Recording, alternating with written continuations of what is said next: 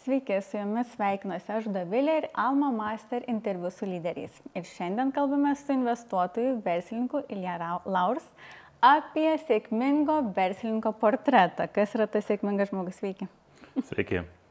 Tai pirmiausiai pradėsiu nuo paprasto klausimo, nes terminas sėkmingas žmogus tai čia yra labai neapibrėžtas, kas vienam yra sėkmė, kitam nesėkmė. Tai kas jums yra sėkmingas verslininkas? Gal pabandysiu išeiti iš savokos verslininkas, nes sėkmė apima, man atrodo, daugiau ką. Išeinu iš tokios gyvenimo filosofijos, kad gyvenime iš tikrųjų svarbiausia yra maksimaliai patirti, paragauti, suprasti, padaryti, kiltais žodžiais, pilnai save atskleisti. Tai pakeisiu savoką į pilnas gyvenimas, pilnas visom prasmėm, patirtim, pasiekimais, rezultatais ir panašiai. Vėlgi čia tikrai toli išeina už savokos vien verslininkas. Tai labai paprastas gaunasi matas, kuo pilnesnis gyvenimas, to mano asmeninė požiūrį yra sėkmingesnis gyvenimas. Nes liūdniausia yra išeiti iš gyvenimo neparagavus net 10%. Tikrai tai būtų labai liūdna. Iš to irgi tiesiogiai seka, neseniai padariau tokią išvadą, kad pilnas gyvenimas privalo būti labai komplikuotas ir sofistikuotas, nes tik tai paprastas gyvenimas bus pilkas, tai yra kaina, kurią moki. Bet pilnumas, mano vertinimu, yra sėkmės matas. Bet pasitikslinsiu, tas komplikuotas, jūs turite omenyje apie iššūkius ir nesėkmes, kur patiriam, kada augam, ar ne? Ne tik tai. Jeigu tu nori laikytis ypatingai paprastų taisyklių, ten 4-5 standartinių gyvenimo taisyklių, tai tada gyvenimas bus paprastas, nes taisyklės aprašo vidurkius. Taisyklės, normos taisyklės, kaip įprasta, kitais žodžiais, ką gyvenimas aplink tave sufleruoja, kaip tau elgtis, ką daryti, yra tokia griaučiai schema, labai ypatingai supaprastinta schema, kaip gyventi, visom prasmėm. Ir jeigu ją vadovaujasi, taip, tai yra geriau negu nieko, nes panaudojus tą sukauptą žmonių patirtį, tikrai tu gali gyventi šiek tiek pilniau, efektyviau, negu šiaip tektų atradinėti viską pačiam. Bet vėlgi, tos nuostatos duoda tik tai griaučius. Jeigu nori kažko daugiau, reikia išradinėti pačiam ir tada netelpi. Netelpi į tai, kas parašyta vadovėliuose, netelpi į tai, kas pasakyta tėvais ar mokykloje ar panašiai, reikia atradinėti, išradinėti, derinti. Tarpusavėje vertybės turi tokią blogą savybę nesiklijuoti. Pasirenki, kur yra saugumas ir kur yra laisvė. Nesuderinami su tarpusavėje. Jeigu mes arba aš kaip individas noriu saugumo, man teks suvaržyti savęs ir kitų laisvę. Atvirkščiai, jeigu aš noriu laisvės, man teks paaukoti kažkiek saugumo, tai va tie konfliktai, bazinių vertybių, neprašyti vadovėliuose, nes vadovėliuose paprašyti, laisvė yra gerai, saugumas yra gerai, daryk, kas tu nori. Tai va, pilnas gyvenimas neišvengiamai veda tave prie konfliktų vertybinių, kur tu uždedi va tą ribą, kad va tiek saugumo aš išmainysiu į tiek laisvės. Čia tik tai dvi vertybės, jų yra šimtai. Ir tai veda prie sisteminių netilpimų ir už tai moki kainą, nes tai gali atsiliepti tai, kad tu kažką neteisingai padarai. Tai be abejo labai apsunkina, nes labai lengva gyventi pagal vadovėlį. Pasirinkai taisyklę, pritaikai, darai. Ką daryti, jeigu nėra vadovėlė tos taisyklės, ar jeigu aplinkybės neįvertintos. Reikia mąstyti, reikia galvoti, reikia spręsti, reikia pačiam kažką atradinėti, būtent tai vadinu komplikacija gyvenimo. Bet dabar ką noriu paklausti. Pamatiniai dalykai mums duoda tą saugumą. Kad esu to išgyvenimo riboj, tai yra saugu, bet daugiau nemastau, ką galėčiau padaryti daugiau, ar ne, jeigu kalbant tokio filosofinių, bet ir praktinių aspektų. Bet kalbant apie sėkmę, tie verslininkai, kurie uždirba daug pinigų, nes mes dažnai siejam sėkmę su tuo, kad esi turtingas ar nežinomas visuomeniai, arba kažkaip kitaip pripažintas, tai yra sėkmė savotiškai. Tai jie peržengia visus tos pamatinius dalykus. Jie siekia daug daugiau, tai yra daryti pokytį, peržengti ribas, nebijoti rizikuoti. Tai vat jūsų nuomonė, būtent kalbant apie tą sėkmę, kokie yra pamatiniai dalykai, kad mes pradėtumėm siekti tos sėkmės, ar ne? Nes dažnai būna stabdo baimę. 2 komentarus gal pasakysiu.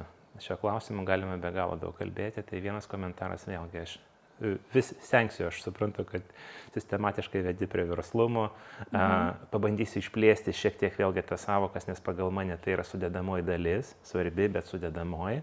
Tai vėlgi, jeigu mes kalbame apie turtingumą, tu gali kalbėti apie turtingumą resursą ir turtingumą patirtim, ar turtingumą emocijom. Kas iš to, kad turi Lamborghini, jeigu jo nesidžiaugi? Koks skirtumas? Tai vėlgi, pagal mane gyvenimo pilnumas dalinai susideda iš tų materialinių resursų, nes be jų sunku ką pasiekti. Fiziškai neturi namo, sušalsi žiemą, bus visiškai tau vienodai rodys ten ir Da Vinci, ir Michelangelo, ir kitos kažkokios nematerialinės vertybės, tai be abejo tai yra svarbi dalis, bet lygiai taip pat emocinis turtingumas, kiek įvairių, norisi tikėti, gerų emocijų aš patiriu. Patirčių prasme, ką aš pamačiau, ką aš pergyvenau, ką aš turiu ir panašiai, tai vėlgi tai yra sudėdamoji dalis, nes turtas dalinai yra materialus. Didžiąją dalim nematerialus ir pasiginčiasi, kuris yra turtingesnis, kuris ten gyvena didžiuliame name ar kuris matęs visą pasaulį. Tikrai pasiginčyčiau. Tai vėlgi, tai aš pabandysiu išplėsti tą turto savoką šiek tiek daugiau negu už materialių resursų. Ir vėlgi, ir vėlgi tai susiję labai paprastai su tą pačią savoką pilnumo, nes jeigu tu turi turtingą gyvenimą visom prasmėm, ir materialiai, ir emociškai, ir patirtim, ir vis kitais, tai tada yra tavo gyvenimas pilnas viskuo. Čia yra pilnumas, turtingumas, pagal mane labai panašios savokos. Antras dalykas, man patinka tas požiūris, kad sėkmė ar rezultatas tai nėra vienkartinė pastanga. Tai yra sisteminio, mažų, kasdieninio žingsnelio visuma. Kažkas pasakė, kad sėkmė yra įpročio vaikas. Įpročio. Nes labai retai būna, kad kažką per dieną padarai ir tada loterijos bilietas atsiveria ir daug visko laimėjai. Daug dažniau tu sistematiškai keletą šimtų kartų kasdien kartoji tos efektyvius, vedančius prie rezultatą įpročius. Ir tada gale tas kiekis transliuojasi į kokybę. Vienas iš bazinių fizikos dėsnių, neišvengiamai kiekis kažkada transliuojasi į kokybę. Tai norėčiau išryškinti, kad tų įpročių visuma, ką ir kaip tu darai kasdien, ženkliai 100 kartų daugiau atsiliepia galiausia tam pilnam gyvenimui, negu kažkokie herojiški vienkartiniai veiksmai arba ten tokie sprintai, kur ten dirbi beveik kiek savaitę. Ne, daug efektyvesnis yra kasdienis, sisteminis darbas. Aš pasirašiau klausimus, bet dabar man jie tiesiog plaukia natūraliai visai kiti. Norisi šiek tiek paprovokuoti, nes manau, kad tie, kurie žiūrės, galbūt bus tokių, kurie pagalvos. Galima filosofuoti apie džiaugsmą akimirką ir tą vidinį augimą, kaip tą nepilnavertiškumą, pilnumo jausmą, ar ne? Bet tai galima daryti, kai jau esi finansiškai aprūpintas. Tai daryti kur kas lengviau, ar ne? Bet nuo ko pradėti, kai eini tik tai link to rezultato, kai sieki finansinio stabilumo, to sėkmės, ar ne, nes negali visko daryti vienu metu. Tai to finansinio stabilumo siekiant, kaip būti efektyviam, kokie yra svarbiausi įrankiai, motyvacija, laiko valdymas, iš jūsų patirties, kaip jūs ėjot link to sėkmės, kurią turit šiandien? Gerai, tai vėlgi, jeigu šiek tiek susiaurinam link materialumo, tai irgi dar kartą pasikartosiu, kad instrumentai siekiant pilnumo materialume niekuo nesiskiria nuo to, kaip siekia kitų, sakysime, dimensijų. Man patinka savoka našumas. Kitais žodžiais, kokį rezultatą tu gauni už investuotą pastangą. Pastanga matuojama ir kiek tu laiko sugaišti, ir kiek tu resursų, materialinių, emocinių ar kitų sugaiši. Nes visada sakau, kad grąža į papildomą darbą, tame tarpe darbo valandas, fizinės pastangas, yra labai ribota. Žmogus turi 2 rankas, 2 kojas, kažkiek fizinės jėgos, kažkiek kalorijų kasdien, 24 valandas, labai žmogus riboti resursai. Tai kai pradedi, sakysime, tą karjeros kelią, tai instinktas sako, daugiau ark, sėdėk ofise ne 8 valandas, o 16.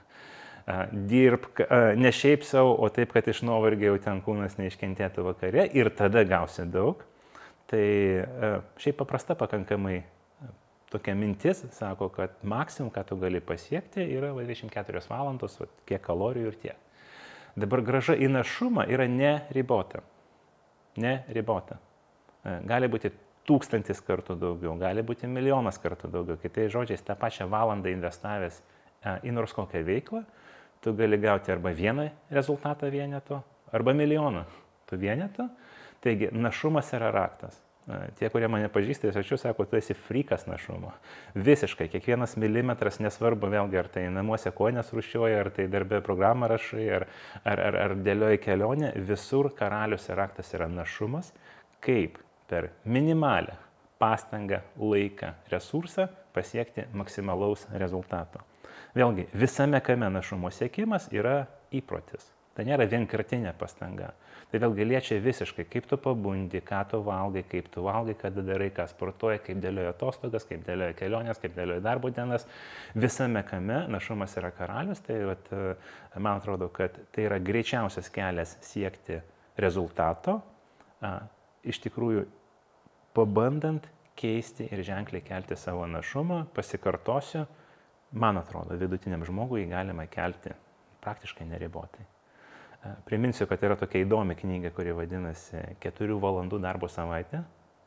Greičiausiai girdėti ir Lietuvoje žinau, kad jinai pakankamai populiari, tai tikrai rekomenduočiau perskaityti, nes pagrindinė mintis, kad kiekvienas profesionalas dabartiniai iš esmės gali sutalpinti visą darbo savaitę 4 valandas. Likusią laiką ar dirbti daugiau darbų, ar nieko nedaryti, ar kažką daryti, kas malonu, o ne kas neša pinigus. Tai irgi paryškina tą mintį, kad šiuolaikinis žmogus to rezervo našumui turi sočiai. Kalbame ne apie 10%, kalbame 100,000 kartų. Tik tai netrandam to rakto, ar ne? Reikėtų skirti daugiau laiko, kaip būtina šiam, būtent individualiai kiekviename darbe. Nes skirtingas specialisto, tas našumas yra skirtingas taip pat. Manau, kad taip, kažkiek priklauso nuo profesijos. Yra kažkokie bendri našumo instrumentai. Vėlgi, kaip, pavyzdžiui, tu planuoji savo laiką, kaip tu planuoji darbą su elektroniniu paštu. Spėju, kad liečia šiais laikais tokie dalykai visiškai kiekvieną profesiją. Tai kažkiek yra bazinių, kažkiek yra specifinių tai kitai profesijai. Bet galiu paryškinti, sakysime, kiek gali kartais skirti našumas. Neseniai prasidėjo net paslaptis dirbtinio intelekto banga. Mano pastebėjimu gal 1% aktyviai įsisavino ir šiais laikais naudoja kasdien praktiškai tos instrumentus. Gal 95% girdėjo, bet to tikrai nedaro. Ir kalbant apie ką gali dirbtinį intelektą, kur anksčiau užtrukdavo, nežinau, tekstą parašyti, sutartį peržiūrėti 3 valandas, dabar gali sugaišti 5 minutės. Dabar nejuokauju, praktiškai man 90% teisininko, pagalbininko perėmė dirbtinis intelektas, tu tiesiog įkeli sutartį ir sakai, suraskite čia nenumatytas išlaidų eilutės, kurios nesimato iš pirmo žvilgsnio, sąrašas 1, 2, 3, 4, 5, 6. Tai anksčiau tokia iteracija yra persiuntimas e-mailų teisininkui, atsakymas geriausio atveju sekančią dieną kartu su tokia sąskaita ir taip toliau. Tai užtrunka dieną, tavo darbo laiko vieną kartą prisėsti, 2, 3, 4, dabar iš esmės 5 minutės. Tai galima paskaičiuoti, kokiu santykiu iš tikrųjų padidina. Ir čia tik tai vienas iš pastebėjimų, taigi kaip tu dirbi su viskuo, iš esmės galima galvoti ir galima rasti būdų daryti tą ženkliai efektyviau. Taigi šio atsakymas tikrai priklauso nuo profesijos kažkiek, daug yra bendrinio, bet vienas raktas, kuris man atrodo privalomas, yra tiesiog sistematiškai nuolat kasdien sekti, kas įvyko pasaulyje. Nes šiais laikais, turiuomenį 23 metai, didžiausias, sakysime, našumų, aukso gyslos yra skaitmeninės, atsiranda instrumentų daryti viską, kurti video per 3 sekundės, kurti tekstus per sekundę, paišyti paveiksliukus, prezentacijas, sakinėti e-mailus. Va tiek atsiranda tų instrumentų skaitmeninių, tiesiog domėtis, kokie yra, kažkiek pažaisti, kad įvaldyti, tai investavus valandą į susipažinimą, kas naujo įvyko ir su to pažaisti, tau gali sutaupyti 100,000 darbo valandų. Taigi čia yra viena tikrai tokių labai neseniai atsiradusių nišų ir manau, kad tie 1%, kurie pasinaudojo, gali dramatiškai, vėlgi kalbu, 100 kartų didinti savo našumą. Kitais žodžiais, tą patį rezultatą per ženkliai trumpesnį laiką arba ženkliai daugiau rezultatų už įprastą laiką. Tai čia jau vienas iš tokių atsakymų į klausimą. Taip pat, kaip tapti sėkmingu, didinti našumą. Raktas yra našumas, raktas, nes našumas veda prie Labai aukšto santykio rezultato nuo pastangos. Našumas būtent yra atsakymas, kaip tą pačią pastangą įdėjus, kaip ir kitas žmogus, turėti ženkliai didesnį rezultatą. Vėlgi, tai ne tik tai liečia materialumą, tai liečia kitas dimensijas taip pat. O kalbant apie rezultatą, visada, kai kažką turim mintį, ar tai būtų apie asmeninį augimą, ar apie sportą, ar apie verslą, nepriklausomai nuo to, mes turime tą galutinį tašką, kurį matom, ar ne, ir iš pradžių yra toks kaip ir jaudulys, va čia pradėsiu daryti, aš visko noriu, viską padarysiu, ir tada bėgant per tą ilgą distanciją yra daug klaidų, iššūkių, nesėkmių, tai kaip savęs ten nepamesti, tos motyvacijos nepamesti ir toliau tęsti, ką pradėjom. Manyčiau, čia šiek tiek skirtingi dalykai, kaip savyje palaikyti motyvaciją ir kaip sistematiškai siekti rezultato, gal irgi porą pastebėjimų. Vieną tokį pakankamai amžiną tiesą pasakysiu, kad gamta šiaip žmogui natūraliai yra davusi motyvacijos gyventi, siekti, daryti, tobulėti. Kitaip žmogus neegzistuotų kaip žmogus. Gamta yra davusi ir jeigu žmogus nesugadina tai, per stresus, per cheminės medžiagas, per neteisingą valdymą, per miego nebuvimą ir kitus, sakysime, atradimus, tokius arba šalutinius efektus mūsų civilizacijos, tai natūraliai tos motyvacijos kiekvienas žmogus iš tikrųjų turėtų turėti labai daug. Dabar, vėlgi, yra baziniai dalykai, kur iš mokyklos paprastai sakoma, bet žmogus gal neįsigalvoja, yra aš vadinu šventa trejyba. Tai yra fizinis aktyvumas. Stengiuosi tikrai kasdien valanda pusantro sporto. Kasdien. Ne 2 kartus į savaitę, ne kartą į mėnesį, ne niekada, o kasdien. Nes tiesiogiai sieju fizinį gerbuvį, emocinį gerbuvį, kuris tame tarpe turi gerą pagrindą tiesiog motyvacijai. Miegas. Antra vertybė. Labai daug kas aukoja miegą, nepaslaptis, kad ypač vakarų kultūra sako, mažiau miegok, turėsi daugiau laiko darbui, uždirbsi daugiau, pirksi daugiau, džiaugsis daugiau. Ne. Nedamiegojęs, jau nieko nesidžiaugi, va tiesiog. Ir be abejo, mityba tai yra maistas, ką tu valgai fiziškai, tuos tu esi. Tai mūsų dabartinė, sakysime, vakarų kultūra sugalvoja labai daug tų pagundų. Tai nesigilinsiu, nes čia tikrai greičiausia nei specialistas, nei šiandien kalbame apie tai. Bet jeigu palaikyti iš tikrųjų miegą, sportą ir mitybą gerose rėmose, tai tada automatiškai žmogus bus geros nuotaikos, motyvuotas, energingas, vėlgi, nebent kažkokios yra lygos ar kažkas tai neįtipiško. Tai čia dėja, bet labai amžinos paprastos vertybės, bėda tame, kad mano pastebėjimu didžioji dauguma žmonių to nesilaiko. Po to skundžiasi, kad nuotaikos nėra, negerai jaučiuosi, į darbą be nuotaikos einu, nieko nepadarau ir panašiai. Tai čia kalbant vėlgi apie tą dalį, kaip siekti motyvacijos, pačiam norėti kažką daryti, nes čia jau yra 90% rezultato, nes kai kažką nori padaryti, vėliau ar anksčiau padarysi. O antras dalykas, irgi kaip siekti rezultato, tai manau, kad labai svarbu išskirti rezultatą ir teisingus sprendimus. Nes kažkaip, tarp kitko, man atrodo, įrašyta ir netgi psichologijos knygas kaip cognitive bias arba mąstymo klaida, kad žmonės linkia vertinti rezultatą, jo buvimą ar nebuvimą ir nedavertinti sprendimo priėmimą. Kitais žodžiais, jeigu sprendimo procesas teisingai padariau, bet iškrito, nes ne viską tu valdai, bet rezultatas blogas, žmonės linkia blogai jausti, save nurašyti, niekad nebandyti ir panašiai, ir neižvelgti, kad sprendimai tai buvo teisingi. Tai čia vėlgi apeliuoju prastą banalę statistiką, jeigu sistematiškai ne 1, ne 2, ne 3 kartus tu darai teisingus sprendimus, neišvengiamai, vėliau ar anksčiau ateina ir rezultatas. 100%, kad teisingą sprendimą padarai, pastangą įdėjai, teisingai viską padarai, rezultatas yra, to nėra, santykių dėja nėra, nes ne viską valdome, yra atsitiktinumai, yra kitų žmonių įtaka ir panašiai, bet jeigu sistematiškai viską darai teisingai, tai tada galiausia neišvengiamai garantuotai rezultatas yra. Čia jau vėlgi galiu prėsti palyginimą kaip kazino. Kazino nebūtų tokie turtingi, jeigu patį žaidimą nebūtų įkoduota laimėjimo formulė. Ir nesvarbu, ar vienas kitas lankytojas laimės, pralaimės kiekvieną atskirą žaidimą, kazino nežiūri. Bet galiausia, kai sudėsi ten 100 žaidėjų, 100 sprendimų, galiausia magija, bet kazino visada laimi, kitaip neegzistuotų. Ir tarp kitko, kam įdomu, tai super pelningas verslas. Nes į kiekvieną atskirą sprendimo prieimimą, kuris kazino atveju yra automatizuotas, protokoluotas, dileris nekaip neturi pasirinkimo žaisti kitaip nenumatyta, bet sistematiškai laimi. Tai vat, grįžtant prie to nusivylimo, jeigu žmogus gavus neigiamą rezultatą įvertina sprendimą, ką ir kaip jisai padarė ir nesuranda klaidų, tai sakyčiau, tada reikia džiaugtis, kad tu nepadarai klaidų, viską padarai teisingai, bet ne visada veda prie rezultato. Jeigu netgi gavęs tobulą rezultatą, bet atsukė atgal laiką ir žiūri, kad pačiam sprendime buvo kažkokios klaidos, tai tada reikia labai atsargiai jaustis. Taigi raktas yra vertinti procesą, kaip tu bandai siekti rezultatą ir jį analizuoti, ieškoti, taisyti, o ne vertinti patį rezultatą.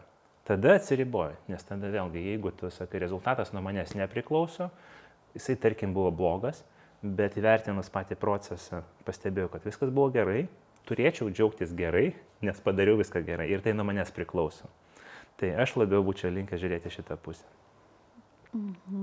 Dabar dar šiek tiek laiko turim, tai yra keletas klausimų iš Alma Master sekėjų socialinių tinklų. Ir aišku, yra smalsu apie būtent verslą taip pat. Kaip elgtis, jei kažkas nepavyko? Jau prieš tai šiek tiek pakomentavot, bet gal papildysit, ar sėkmingi verslininkai klysta? Oi, tikrai taip. Sakyčiau, kad klaidų ir neklaidų santykis yra gal 9:1.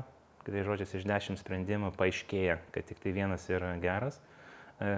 Nemanau, kad nors vienam žmogui yra duota tiksliai numatyti, kaip ir kas veda prie sėkmingų rezultatų.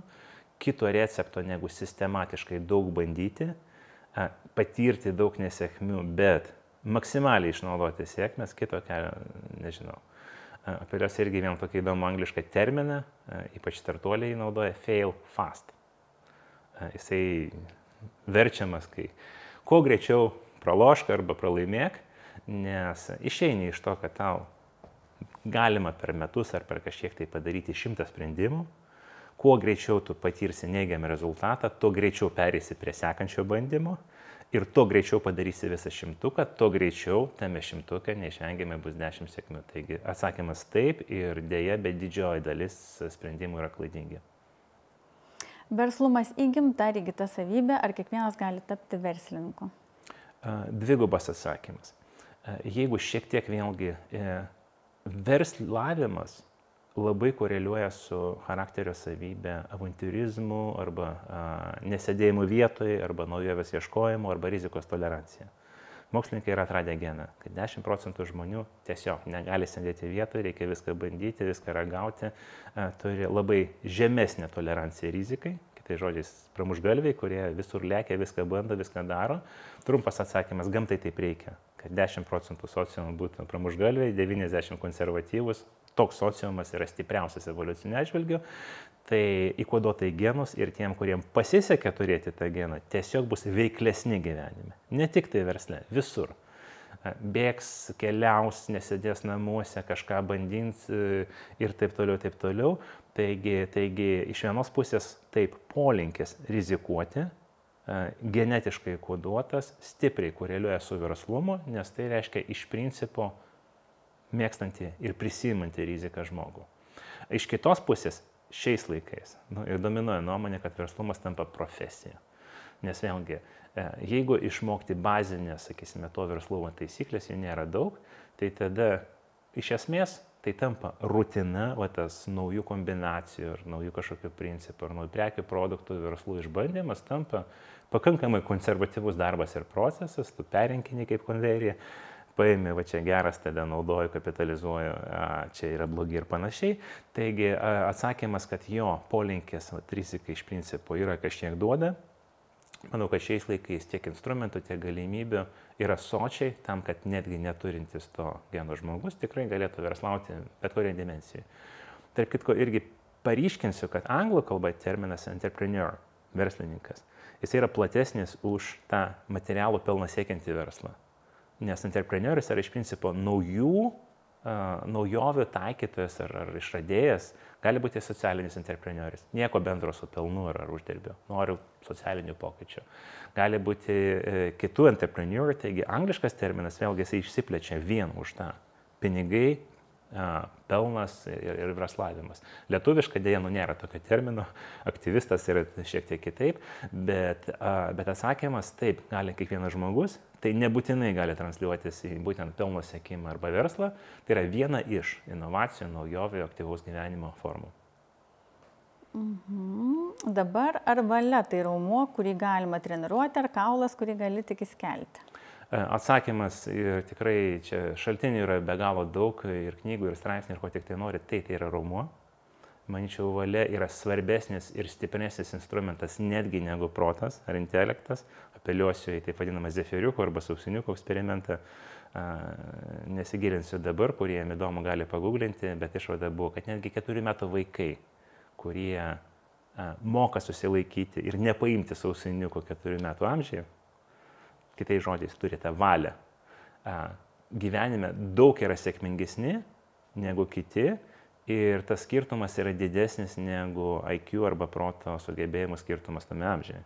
Tai atsakymas tai yra labai stiprus koreliatorius su sėkme, valia, nes gyvenime dažniausia teisingiausi žingsniai, sprendimai yra tie, kurių nesinori, tingai, bijau ir panašiai, tai peržengti, padaryti, vis dėlto priversti save yra labai be galo stipri charakterio savybė ir irgi yra be galo daug šaltinių, kurie parodo, kad jo tai yra raumuo, kuo dažniau ir daugiau tu darysi tokių žingsnių, tuo lengviau tau bus iš tikrųjų valdyti save, savo veiksmą ir tada pasiekti rezultatą.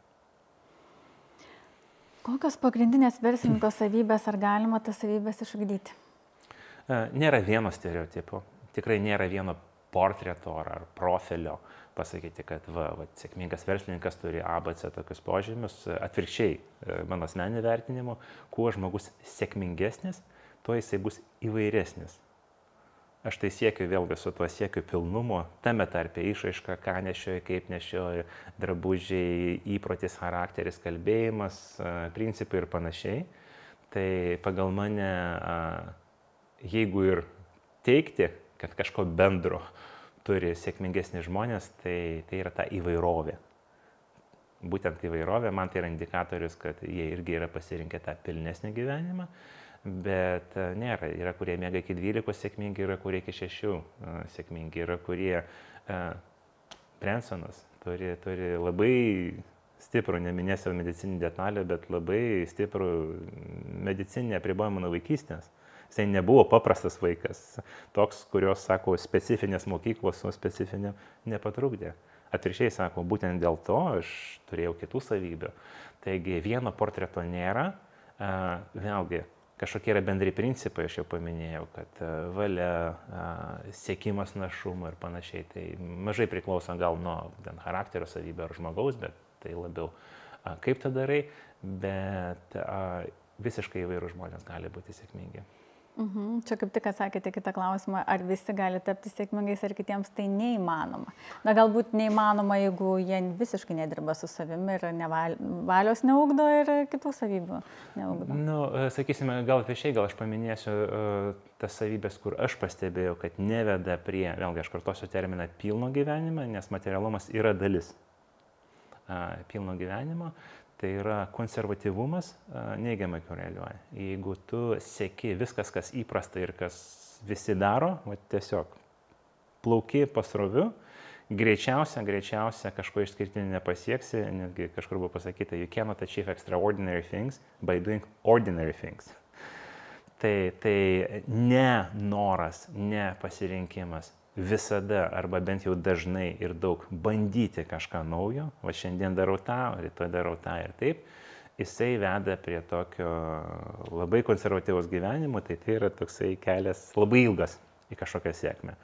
Atvirkščiai, išryškinčiau dabar vieną savybę, nes jų gali būti ir daug, bet aktyvus gyvenimas, nesvarbu, kad 9 iš 10 kartų nepasiteisina. Bet kažkas irgi pasakė, man patiko, kad vienintelė garantija negauti sėkmės yra nieko nedaryti. O tada tikrai garantuotai sėkmės nebus. Jeigu darai, tai dar nėra garantijos, kad gausi. Bet jeigu nedarai, tai garantuotai negausi. Tai va tie, kurie apriboja save, sako, nu nedarysiu nes. Nemoku, negaliu, negimęs, mažai laiko, sunku, man neduoti. Ir įpaišykite, tas sąrašas gali būti be galo ilgas, kodėl nedaryti. Nu, praktiškai save įvaro į tą kampą, kad nedarant tikrai garantuotai neturėsiu. Ir tai stipriai koreliuoja su atvirkščiai sėkmės nebuvimu. Tai dabar pabaigai, ką patartumėte daryti nuo rytojus? Ar kažkokį įprotį ugdyti, ar kažką įtraukti į rutiną, kad jau pajudėtumėm link tos sėkmės, nepriklausomai nuo to, koks mūsų tikslas? Kadangi šiandien turime 23 metus, 23 metai yra po dirbtinio intelekto vėliava, manau, kad nepakankamai galiu papasakoti, kiek tai yra reikšminga. Ir instrumentai visapusiški, rašyti tekstus, atsakinėti e-mailus, kurti paveikslėlius, video, analizuoti dokumentus, tekstus atsiranda šimtais. Ir gera žinia, kad kiekvienas tų instrumentų pasiekiamas kiekvienam žmogui, tai nėra kažkokiu ten super profesionalų ir ten, ne, kiekvienam žmogui ir dažniausiai netgi tie instrumentai bus nemokami. Tai gal paliksiu šiemet kažkokius kitus amžinus patarimus, bet paryškinsiu, kad skirtingai nuo prieš tai metai ar prieš tai, unikali galimybė, unikali gauti profesiją naują, kurios neturėjo per 10 minučių. Man tai yra excitement, aš nežinau, tai praplečia tavo galimybės milijoną kartų atvirkščiai. Sakai, nu, blemba, kiek visko galima padaryti, tai tada klausimas, o ko nedaryti, nes norisi viską. Tai va šiandien aš pasakyčiau, kad tie, kurie nesidomi, bet ne taip, kad naujieną skaito, kažką atsisiuntė, užsiregistravo, pabandė, pažaidė, sukūrė vėlgi ar tekstą ar kažką tai, kurie to nedaro, rizikuoja ženkliai atsilikti. Ir tikrai rekomenduočiau, kas nepradėjo, pradėti domėtis. Tai ačiū Jums. Ačiū. Ir ačiū tiem, kurie žiūrėjo Alma Master interviu su lyderiais. Ir tikime nepamesti savęs tam sėkmės kely ir nepritrūkti motyvacijos. Ačiū Jums.